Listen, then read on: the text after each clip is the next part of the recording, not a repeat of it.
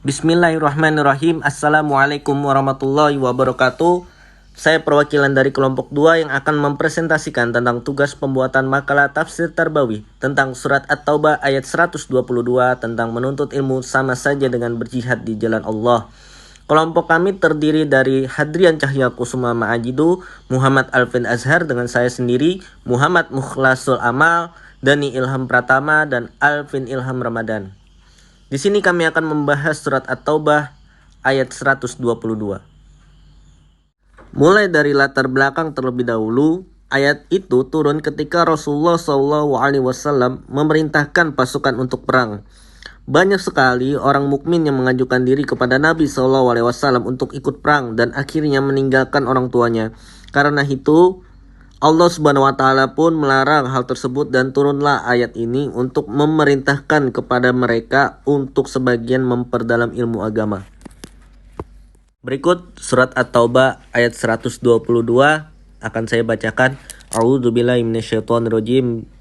وَمَا كَانَ الْمُؤْمِنُونَ لِيَنْفِرُوا كَافَّةً فلولا نفر من كل فرقة منهم طائفة ليتفقهوا في الدين ولينذروا قومهم إذا رجعوا إليهم لعلهم يحذرون. Yang artinya, tidak sepatutnya bagi mukminin itu pergi semuanya ke medan perang. Mengapa tidak pergi dari tiap-tiap golongan di antara mereka beberapa orang untuk memperdalam pengetahuan mereka tentang agama dan untuk memberi peringatan kepada kaumnya apabila mereka telah kembali kepadanya, supaya mereka itu dapat menjaga dirinya.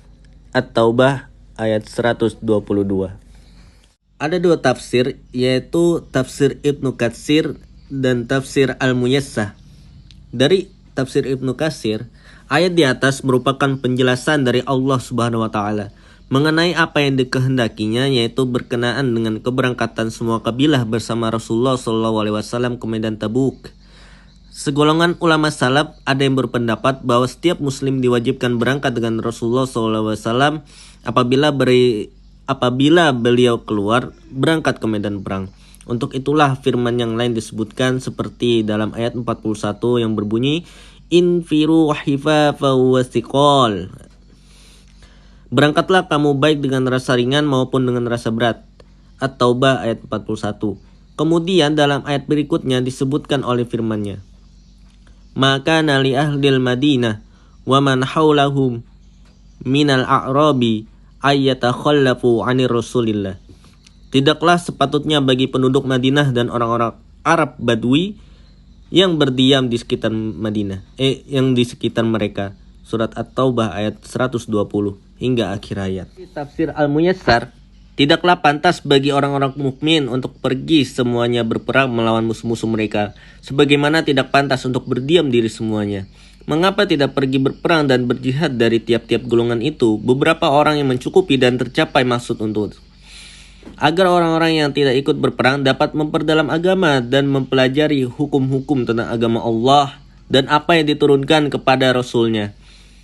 Juga agar mereka dapat memperingatkan kaumnya dengan apa yang diketahuinya sekembalinya mereka dari perang, agar mereka menjaga diri dari azab Allah dengan menaati perintahnya dan menjauhi larangannya. Dari sini yang dapat kita ambil, yang pertama, agar senantiasa memperbaiki niat dalam mencari ilmu, yaitu lillahi ta'ala.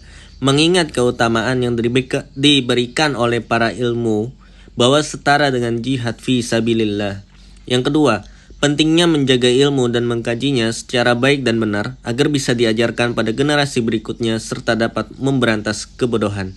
Yang ketiga, keunggulan dalam menuntut ilmu. Yang keempat, pentingnya pembagian tugas dalam pendidikan agar semua bisa tercapai sesuai keunggulan. Kesimpulannya adalah menuntut ilmu merupakan salah satu bentuk jihad di jalan Allah Subhanahu wa Ta'ala, khususnya memperdalam ilmu agama. Tujuannya dari menuntut ilmu agama adalah untuk memberikan peringatan kepada sesama muslim agar selalu berhati-hati dan tidak menyimpang dari ajaran agama. Selain itu, memperdalam ilmu agama guna mengajarkan kepada orang lain agar sampai keturunan kita nanti. Mungkin hanya itu yang bisa kami sampaikan. Mohon maaf kalau ada kesalahan kata dari saya. Syukron kasiron.